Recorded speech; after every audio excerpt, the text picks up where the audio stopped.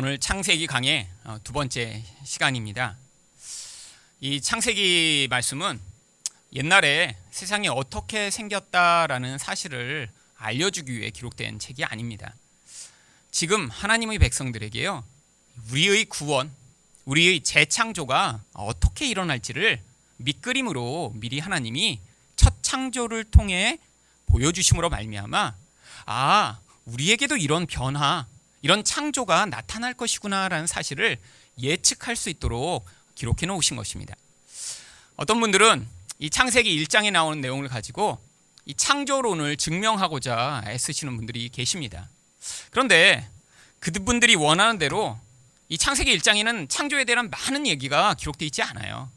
왜냐하면 우리들한테 우리 또한 이렇게 죽음의 상태, 죄로 말미암아 소망이 없는 상태, 아무것도 없는 것 같은 그런 상태로부터 하나님이 마치 아무것도 없는 데서 새로 무엇인가를 만들어내듯이 우리 가운데 그런 재창조의 과정을 시작하실 것이기 때문에 그 밑그림을 여기에 미리 보여주시고 그런 방식대로 여기에 내용을 기록해 놓으신 것입니다. 이뿐 아닙니다. 창세기의 사실은 1장 1절부터 요한계시록 마지막 절까지 다 하나님 백성들을 하나님이 도대체 어떻게 다시 만들어내셔서 어떤 사람들을 만들어내실까를 속속들이 기록하고 있습니다. 그렇기 때문에 성경 어느 부분을 읽어도요, 사실은 창세기 1장에는 옛날에 벌어졌던 창조 이야기가 나오는 것으로 끝나는 것이 아니라 우리를 향한, 지금 우리의 모습을 향한 하나님의 메시지가 담겨 있는 것입니다. 왜 이렇게 창세기부터 계시록까지 전체에 이런 이야기들을 이렇게 반복해서 써놓으신 것일까요? 여러분, 만약에 이제 병원에 가셨는데, 감기 때문에 가셨는데 이렇게 재채기가 나고 제가 코가 아픕니다, 눈도 아프고 머리도 아픈 것 같아요. 그랬더니 의사가 이렇게 보더니 갑자기 어디다 전화를 하더니 사람들이 막 들어와요. 그랬더니 갑자기 팔을 묶고 다리를 묶고 침대에 묶은 다음에 갑자기 마취를 시킨 다음에 배를 가르기 시작한다고 생각하면 여러분 어떤 느낌이 드실까요? 어떤 일이 있어도 그걸 떨쳐내고 도망을 나와야죠. 아니, 이 사람들 내가 감기 치료받으러 나왔는데 혹시 내 장기를 적출하는 건 아닌가? 여러분, 예고하지 않은 채로 만약에 수술을 한다고 생각해 보세요. 그러니까 일반 병원에 가서 수술을 하려면 아주 상세하게 설명을 합니다. 그 당사자 자체가 잘 이해를 못하면요, 그 배우자나 그 가족들을 불러놓고 아주 어려운 수술일수록요, 부작용, 이것으로 말미암은 합병증, 또 이후에 어떤 과정을 겪게 되는지를 1시간 반씩 설명해 줘요. 여러분, 이런 설명을 듣고 나서야 내가 이런 병에 걸려서 이런 치료를 받으니까 지금은 이런 과정을 겪더라도 나중에 이런 결과가 나오겠지라는 사실을 인식하고, 수술대에 올라가도 의사가 이렇게 하고 치료받으면 낫게 된다고 했으니까 내가 믿어야겠다라는 마음으로 수술대에 올라가는 것입니다. 여러분, 우리도 마찬가지예요. 만약에 하나님이 이렇게 자세하게 성경에 반복해서 말씀해 놓으시지 않으면요, 우리 삶 가운데 벌어지고 있는 이 하나님의 재창조의 과정, 이 재창조를 쉬운 말로 구원의 과정이라고 이야기하는 것입니다.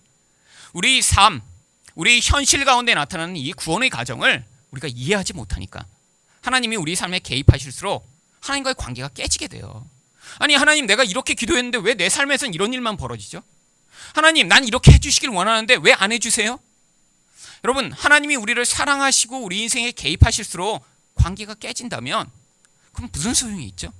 하나님이 우리 인생에 개입하시고 우리를 변화시키시고 우리를 새롭게 하시는 가장 중요한 목적은요, 우리가 하나님과 온전한 관계를 맺게 되는 자리에 서게 되는 것입니다. 그러니까요, 하나님이 성경을 통해 이 과정을 자세하게 써놓으신 거예요. 그래서 우리가 창세기를 볼 때에도 이런 일이 내 인생에서 벌어지고 있구나라는 사실을 미리 예측할 수 있도록 하신 것이죠. 그러면 이 창세기 1장 2절에 나타나는 이런 하나님의 백성들의 재창조의 밑그림은 무엇인가요? 첫 번째로요, 하나님은 무질서를 질서로 바꾸어 내십니다. 여기 맨 처음에 땅이 혼돈하다라고 기록된 이 혼돈이라고 하는 단어는요, 이 히브리어 토후라고 하는 단어를 번역한 단어입니다. 이 단어는 아주 특정한 의미를 가지고 있어요. 그래서 이 단어를 번역할 때 영어 번역들은 대부분 without form, 이런 form이라고 하는 영어 단어를 아시죠? form이 무엇인가요? 형태라는 뜻입니다. 형태가 없는. 그래서 이런 without form, 틀이 하나도 없는 거예요. 그런데 이 틀이 없으면 무슨 일이 벌어지냐면 내용을 하나도 담을 수가 없습니다. 여러분, 여기에 무엇이 담겨 있죠? 물이 담겨 있습니다.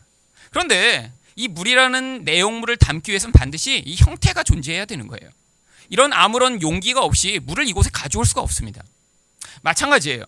하나님의 백성도요, 어떤 종류의 틀이 있어야 그 틀 안에 하나님의 생명을 담아 놓으실 수 있습니다.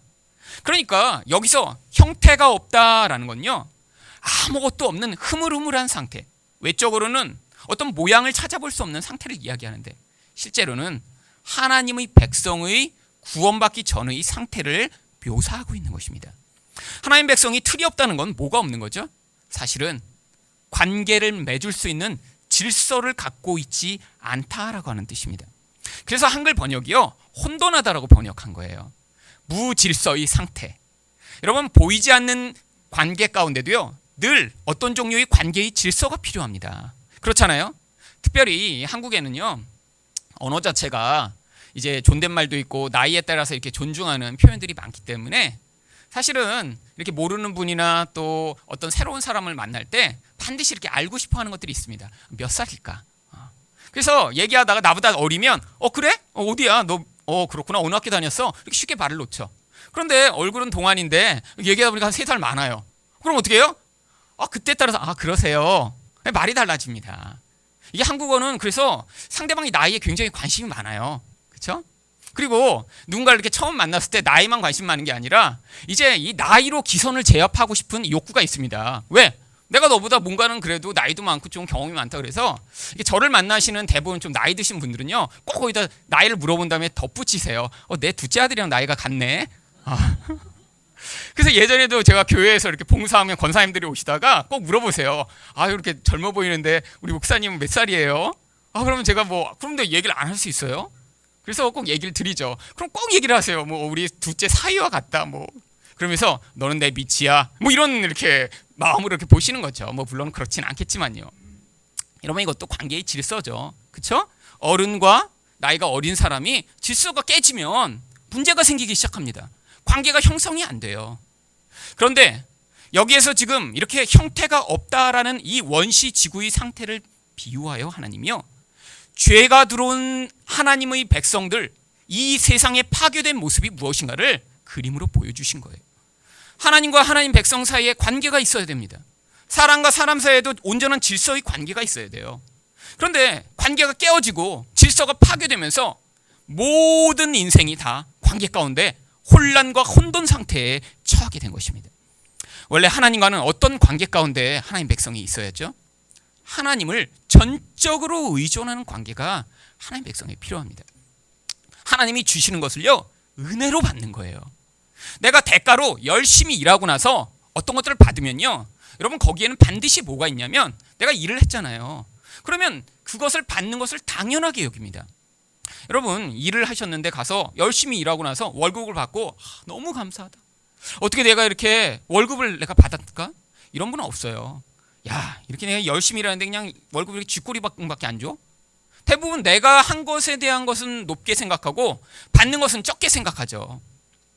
하나님이요, 그런데 왜 자꾸 우리에게는 은혜로 무엇을 주시길 원하시냐면, 만약에 하나님이 무엇인가를 주시는데 우리가 어떤 보상으로 받았어요. 와서 내가 헌금을 이만큼 했더니 하나님이 헌금에 따라 은혜를 주세요.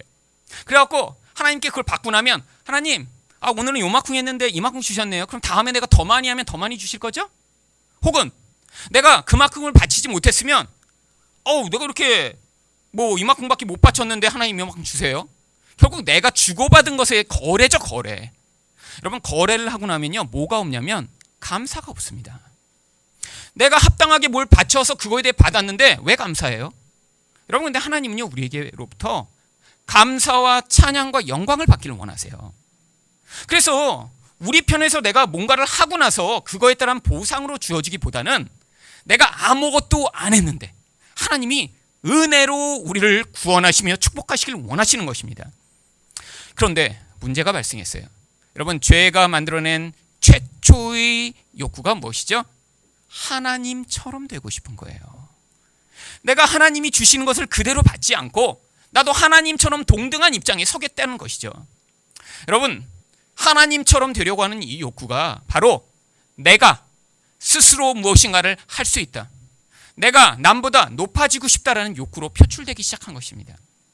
여러분, 아이를 낳아 키우신 부모님들은 아이가 이제 2살쯤 되면 이전에 그냥 그렇게 예쁘고 귀엽던 애가 이제 막 미운 3살이 될 때가 있습니다. 왜 미워지죠? 그때부터 부모 말대로 안 해요. 옛날에는 그냥 버둥버둥 그냥 우유 주면 그냥 받아 먹고 뒤집어 놓으면 뒤집어 입고 울고 힘이 없었는데 이제 한 2살쯤 되니까 지가 걸어 다녀요. 지가 먹고 싶은 게 생겨요. 지가 원하는 게 있어요. 이제는 싫은 것들은 싫다고 짜증을 내고 반항을 해요. 여러분, 자기 욕구, 자기 중심성이 생기는 거죠. 그런데 2살짜리, 3살짜리가 주장하고 원하는 것들이 항상 옳은 것인가요? 엄마, 나 칼 갖고 놀고 싶어. 그래서 그 칼을 갖고 노는데 그게 항상 옳은 것인가요? 아니죠. 그런데도 불구하고요, 그걸 하지 못하게 하면 반항을 하고 때를 쓰고 부모와 갈등이 벌어집니다. 여러분, 하나님도 마찬가지세요. 하나님이 우리에게 공급하시는 그 은혜로 말미암아 사는 자들은 하나님이 충만한 영혼의 만족과 기쁨 가운데 살게 하신다신데, 내가 하나님이 되고 싶어 라고 그 선택을 하는 순간에 우리 안에 끊임없는 갈등이 시작된 것이에요. 하나님의 생명이 더 이상 공급되지 않은 것입니다. 하나님의 생명은요, 하나님을 의존하는 자에게 부어지게 되어 있어요. 그런데 그 의존의 과정이 끝나자마자 스스로 고통하며 자기 인생을 책임져야 하는 그런 죄악의 시기가 도래한 것입니다. 여러분, 또한 사람과의 관계에서는요, 어떤 질서가 원래 있어야죠? 여러분, 사람과의 관계에서는요, 사실 온전히 다른 사람을 사랑하는 질서 가운데 살아가게 되어 있습니다. 하나님이요, 아담에게 하와를 보내시니까 내 살 중에 살이고 내 뼈 중에 뼈다. 이거는요, 가장 최고의 존재라는 거예요. 어떤 대상이요, 나에게 있어서 최고다. 내게 있어서 뭐 이런 뱃살 가운데 이렇게 남는 부분 잘라서 만든 여자가 아니라 이 존재는 내 전부 가운데 최고다.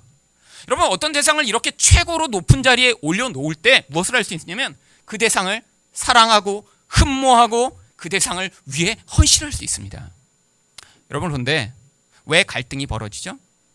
어떤 대상을 그렇게 존경하고 높이고 사랑하기보단 다른 대상과 관계를 맺을 때 이 사람이 나에게 뭔가를 해주길 원하는 거예요. 내 원하는 것들을 만족시켜주길 원하는 거예요. 거기에서 더 나아가 나의 목적을 이루는 도구로 사람들을 사용하기 시작한 것입니다. 여러분, 이게 모든 인간관계의 갈등의 원인이죠. 사람을 도구로 사용하고요, 나를 위한 목적으로 사용하고요, 나를 위해서 그 존재가 존재해줬으면 좋겠는 존재로 바라보기 시작할 때 도구화된 존재들 사이에 서로 갈등이 벌어집니다. 여러분, 사람들은요, 어떤 한 사람만을 위해서 다 살 수가 없어요. 부부도 마찬가지입니다. 부부의 갈등이 왜 벌어지죠? 만약에 정말 뭐 남편만을 위해서 사는 아내 존재한다면 괜찮죠. 근데 서로 자기 욕구가 다 있는 거예요.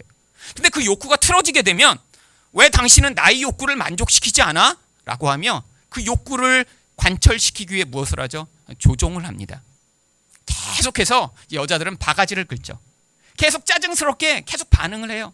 또 남편이 원하는 것을 안 해줘요. 반찬 개수를 하나까지 줄여요. 이제 말 안 들을 때마다. 그리고 이제 무뚝뚝하게 대하고, 남편이 몸을 만지면 왜 만져? 감히. 이렇게 할 때마다 조종하려는 거죠. 왜? 내 이야기를 들어주면 그러면 만져도 돼. 내 이야기를 잘 들어주고 내 말대로 하면 그럼 내가 반찬 하나 더 해줄게. 뭐죠? 조종하고 통제함으로 말미암아 내 원하는 걸 이루려고 하는 거예요. 여러분, 그런데 이런 관계를 맺기 시작하면요, 관계가 깨질 수밖에 없습니다.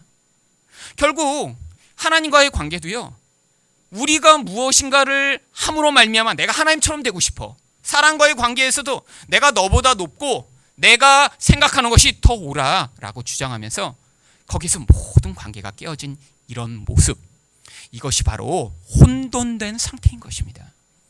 여러분, 인생의 모든 문제는 바로 이 혼돈으로부터 말미암아 벌어져요. 여러분, 이렇게 관계가 깨졌기 때문에 우리 마음에 공허한 거예요. 그렇게 원하던 결혼을 했는데 그 결혼이 원하는 만큼 행복하지 않은 것입니다.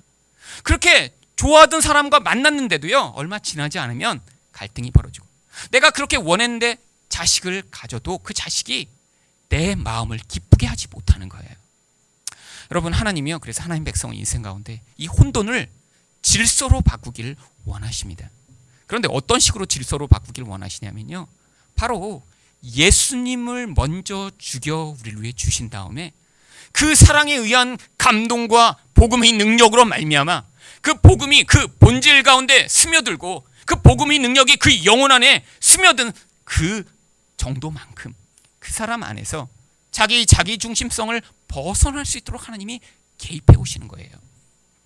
여러분, 그래서 창세기부터 복음의 이야기를 하는 것입니다. 왜? 이렇게 복음을 반복해서 듣지 않으면요, 우리 본질로부터 말미암아 내가 원하는 방식대로, 내 마음이 주장하는 대로, 내가 배운 대로 끊임없이 살면서 남을 파괴하고 하나님도 우상처럼 섬기게 되거든요. 여러분, 그래서 하나님이요, 우리 이 무질서를 질서로 바꾸기 위해 하시는 일이요, 우리 삐뚤어진 부분을요 계속 와서 이렇게 해라 저렇게 해라, 마치 시어머니처럼 이 반찬 너무 짜다, 그냥 반찬 너무 싱겁다, 이 양이 너무 적다, 우리 고기를 많이 먹니, 이렇게 개입하시는 게 아니에요. 어떤 하나님을 잘못 알고 있는 사람들은요, 마치 하나님이 우리 인생 막 쫓아다니면서 막 하늘에서 계속 간섭하신다고 생각하는 사람들이 있어요. 아니요, 하나님은요, 복음의 은혜가 무엇인가를 우리가 먼저 배우기를 원하십니다. 내가 이런 존재임에도 불구하고 하나님이 우리 본질 안에서부터 어떻게 우리를 사랑하시고 어떻게 우리를 위해 희생하시고 먼저 그 사랑을 우리를 위해 베푸셨는지를 우리 영혼 안에서 그것들이 스며들어 반응할 수 있는 자가 되도록 만드시길 원하시는 거예요. 여러분, 두 번째로 창세기 1장 2절의 재창조는 어떤 모습을 보여주고 있나요? 바로 하나님이 공허를 채워주시는 내용을 이야기하고 있습니다. 이 공허라고 하는 단어는요, 또 히브리어로 보후라고 하는 단어입니다. 왜 히브리어를 말씀드리냐면 이게 이제 두 개의 쌍을 이루기 때문이에요. 앞에 있는 단어가 토후였고 이게 보후입니다. 일부러 단어를 맞춘 거예요, 성경에서. 토후와 보후의 상태. 이 보후라는 말은요, 영어로는 empty라고 번역됐고요, 아무것도 없음, 비어있음, 이런 뜻입니다. 텅 빈 상태예요. 아까 말씀드렸죠? 형태가 없으니까 아무것도 채워질 수가 없는 거예요. 물론 맨 처음의 지구의 상태가 아마 그랬을 것입니다. 하나님이 맨 처음에 지구라는 상태를 만들어 놓으셨는데 그게 형태도 없는 흐물흐물한 상태, 아무것도 채워줄 수 없는 상태가 그런 지구의 모습이었던 것이죠. 그런데 하나님이 이런 텅 빈 상태 가운데 먼저 틀을 만드신 다음에 그 다음에 내용을 채우시는 것들을 보여주심으로 말미암아 하나님 백성 가운데도 먼저 이런 관계의 질서가 사랑 가운데 온전히 맺어지고 하나님도 온전히 사랑하며 이웃도 온전히 사랑하는 자가 될 때 그 안에 하나님이 채우시는 축복과 생명과 은혜가 가득 차는 것들이 무엇인가 하나님 백성에게 경험케 하시는 것입니다. 여러분, 많은 사람들이요, 교회 다니면서도 왜 내가 이렇게 기쁨이 없지? 내가 이렇게 교회 다니면서도 만족이 없지? 왜 내 안에는 이렇게 즐거움이 어쩌다 한 번밖에 없을까라고 고민하는 분들이 있어요. 여러분, 그것이 당연한 것입니다. 여러분, 이런 기쁨과 만족과 즐거움은요, 그걸 추구한다고 얻어지는 게 아니라 내가 하나님과도 온전한 관계를 맺고요, 사람과도 온전한 관계 가운데 있으면 그 안에서 자연스럽게 우리 영혼이 채워지면서 경험되는 것입니다. 여러분, 내가 행복을 추구해서 결혼을 생활을 하면요, 행복은 잘 얻어지지 않아요. 그런데 내가 사랑해야겠다라고 결혼 생활을 하면요, 그 결혼의 결국으로 행복과 기쁨이 주어지게 되어 있습니다. 하나님과의 관계도 마찬가지예요. 하나님, 내가 이렇게 마음이 공허하고 불안한데 왜 그렇죠? 공허와 불안을 채워주세요. 그런데 하나님이요, 먼저 네가 나와 온전한 관계를 맺으면 자연스럽게 행복하고 즐겁게 만들어주겠다. 여러분, 이 그림이요, 바로 창세기 1장에 나오는 천지창조의 그림 가운데 나오는 것입니다. 여러분, 첫째 날부터 셋째 날까지 하나님이 무슨 일을 하셨죠? 하늘에 빛을 먼저 만드셨어요. 질서를 세우신 것입니다. 빛과 어둠을 나누심으로 말미암아 어둠이 빛을 침범하지 못하는 이 질서를 먼저 세우신 거예요. 그 다음에 무슨 일을 하셨죠? 하늘에 궁창을 내셔서요, 물을 가르신 거예요. 물이 하늘로 올라가지도 못하고 하늘에 있는 물이 땅으로 내려오지 못하게 또 질서의 틀을 세우신 거예요. 셋째 날은 또 무슨 일을 하셨죠? 땅에 있는 물과 또 땅이 나누어지도록 하셨어요. 그래서 바다와 땅이 나누어져서 바다의 물이 땅으로 침범하지 못하는 선을 그어 놓으신 거예요. 이게 3일째까지 틀을 만드시고 나니까 그 다음에 4일째부터 무슨 일을 하셨어요? 그 텅 빈 우주에다가 하나님이 해도 만드시고 달도 만드시고 별들도 만드셔서 채워 넣으십니다. 여러분, 하늘에 아무것도 없는 깜깜한 하늘이라고 생각해 보세요. 여러분, 얼마나 공허할까요? 그런데 하나님이요, 그 하늘에다 별들을 다 박아 놓으신 거예요. 그리고요, 하나님이 바다와 공중에 새와 물고기를 채워 넣으시고요, 마지막 날 땅에 짐승들과 사람을 넣으신 거예요. 바로 이 온 세상의 창조가 이렇게 하나님 백성 가운데 있는 토후와 보후의 상태, 공허하고 혼돈한 상태로부터 어떻게 틀이 세워지고 채워지는 것들을 보여주는 과정인 것입니다. 그런데 이런 공허한 상태 때문에 인간이 어떤 삶을 경험하죠? 끊임없는 목마름을 경험합니다. 여러분, 인간 안에서 이렇게 영혼이 즐겁지가 않기 때문에 사람들이 이 즐거움을 추구하기 위해서 하는 일들이 굉장히 많아요. 여러분, 세상은요, 이런 인간의 근원적인 경향성을 이용해 무엇을 하죠? 돈벌이를 합니다. 그래서 이 사회가 자꾸 소비적인 문화가 되는 거예요. 여러분, 음식도요, 똑같은 음식, 옛날에는 그냥 밥만 먹으면, 배만 부르면 괜찮아. 근데 요즘은 배만 불러서 이렇게 밥을 먹고 사는 분이 있나요? 아니요. 더 맛있는 걸 먹어야 돼요.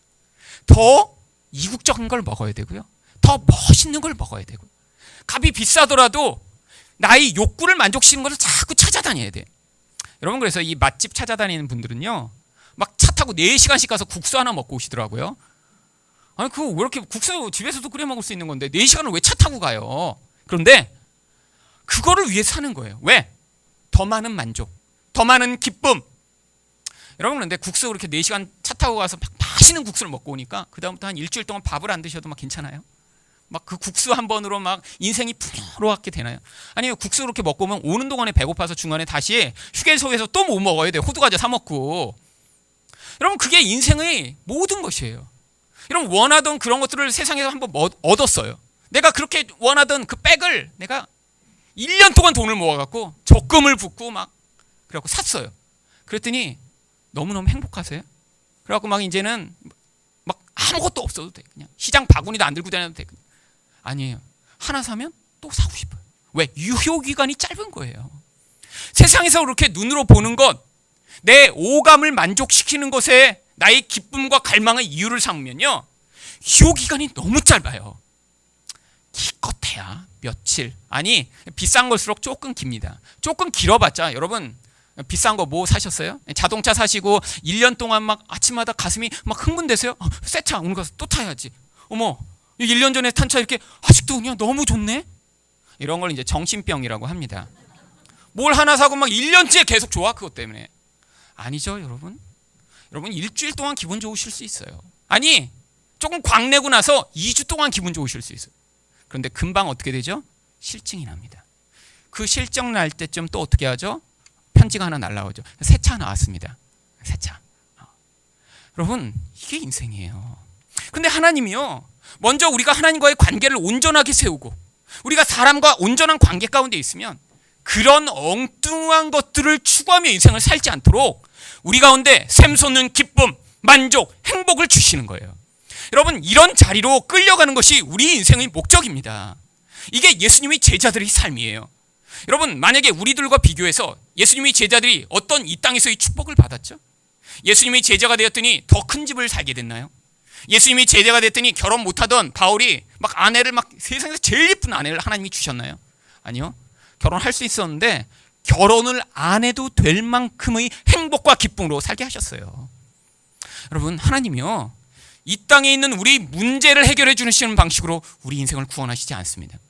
더 근원적인 하나님과의 온전한 관계, 이웃과의 온전한 관계 가운데 주어지는 그 행복과 만족으로 살아갈 수 있는 그런 자들 되게 만드시는 거예요. 이게 혼돈으로부터, 공허로부터 구원받아 하나님 백성처럼 이 땅을 살아가는 모습으로 하나님이 구원해 내시는 것입니다. 마지막으로 또 재창조는 어떤 그림으로 그려지고 있나요? 하나님이요, 어둠에 빛을 비춰주시는 모습으로 나타나고 있습니다. 여기 보니까 혼돈하고 공허하며 흑암이 깊음 위에 있다라고 이야기합니다. 여기 있는 이 깊음 위에 있다라는 건요, 이렇게 위에서 보니까 하나님이 이제 보신 거잖아요.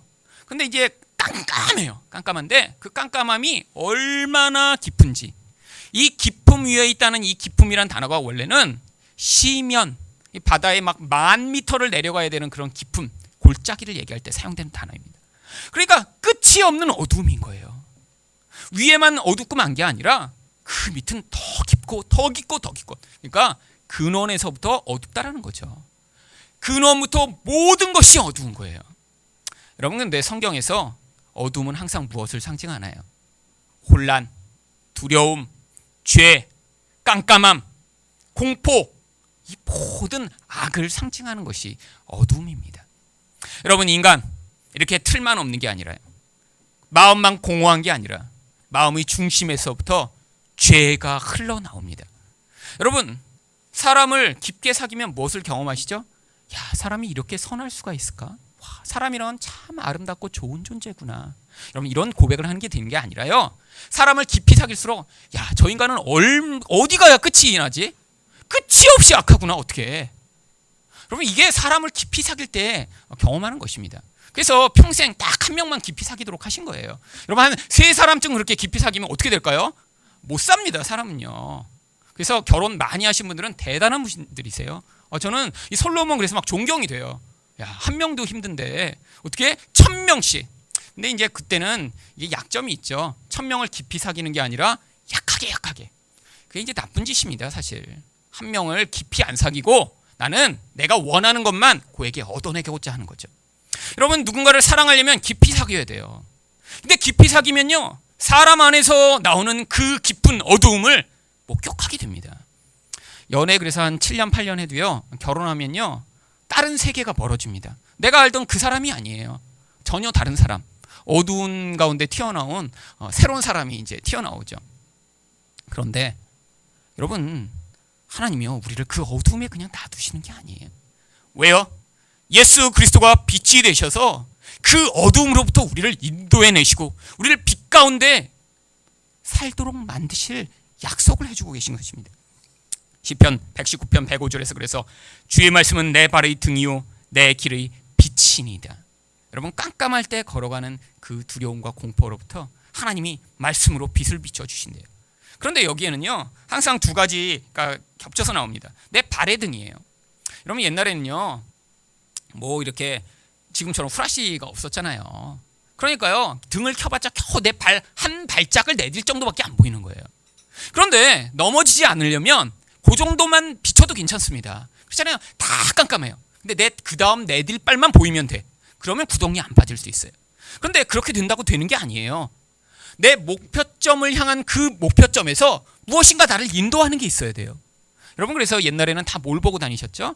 별을 보고 다녔죠. 아, 저쪽으로 가면 될 거야. 저쪽으로. 아니면 산 위에 올라가서는 저기 마을이 있구나. 하나님이요, 우리 인생에서 이렇게 인도해 나가신다는 거예요. 한 발짝 내딜 다음의 걸음에 대해 말씀해 주세요. 야, 네가 이제 한 발을 이렇게 내디면 돼. 그런데 우리가 궁금한 게 뭐죠? 내년. 우리 이 자식이 내년에 대학을 갈까? 이게 궁금해요, 내일. 그 다음에 또 궁금한 게 뭐죠? 먼 미래. 근데 하나님이요, 미래 가운데 우리에게 말씀해 주셨어요. 뭘 말씀해 주시죠? 하나님을 믿는 백성들은 절대로 실패하지 않을 것을 약속해 놓고 계세요. 하나님 백성들의 미래는 완전히 하나님 안에서 보호받을 것임을 하나님이 미리 약속해 놓으세요. 그러니까 우리 그 끝은 정해져 있어요. 성공이며 완성이며 축복일 것이 정해져 있어요.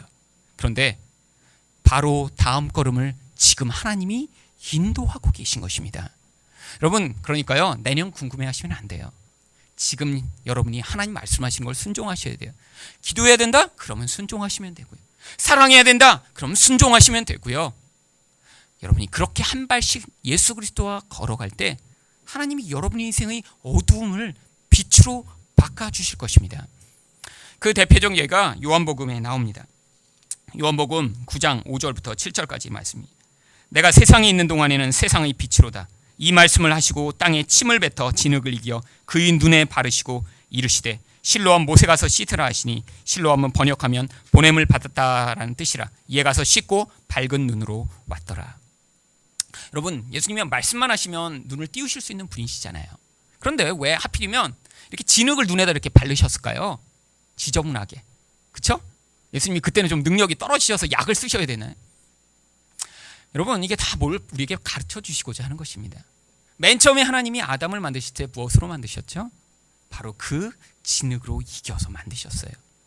바로 인생이요, 죄로 말미암아 이젠 창조가 완전히 파괴된 것 같은 모습인 거예요. 그래서 하나님이요, 오셔서 이제 그 흙을 이겨 마치 하나님이 맨 처음 창조하셨듯이 그 눈에다 바르시고 이제 그 영적인 눈을 띄워주시고 영적인 귀를 열어주신 것을 그림으로 보여주신 것이에요.